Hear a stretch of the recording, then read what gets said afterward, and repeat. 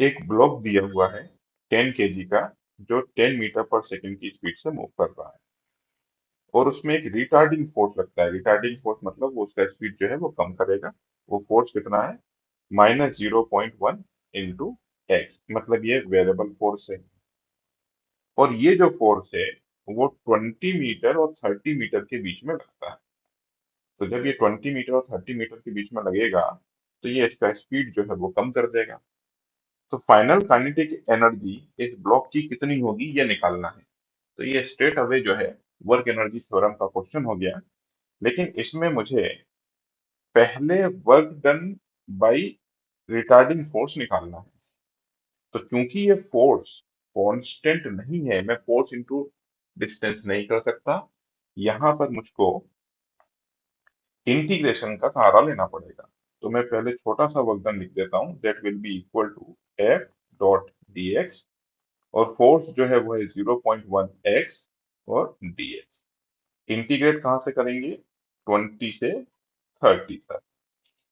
20 से 30 क्यों? क्योंकि 20 से 30 के बीच में ही वो लग रहा है, ये मैंने एक्स की लिमिट लगाई है। सो फ्रॉम हियर 0.1 तो मैंने कॉमन निकाल लिया बाहर, कांस्टेंट है तो। और एक्स को इंटीग्रेट करेंगे तो वो एक्स स्क्वायर बाई 2 हो जाएगा, क्योंकि एक्स की पावर 1 है। तो 1+1/1+1, तो this will be x square by 2। अब उस एक्स में ही डी एक्स लिखा है ना, तो लिमिट भी हम एक्स में लिखेंगे। तो पहले एक्स में मैं लिखूंगा 30, और फिर मैं एक्स में लिखूंगा 20। So this will be equal to 0.1/2। X में पहले मैंने लिखा 30, 30 का स्क्वायर, और फिर मैंने लिखा 20, तो 20 का square.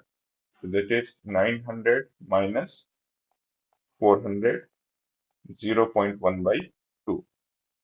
So this is 0.1/2 and this is 500।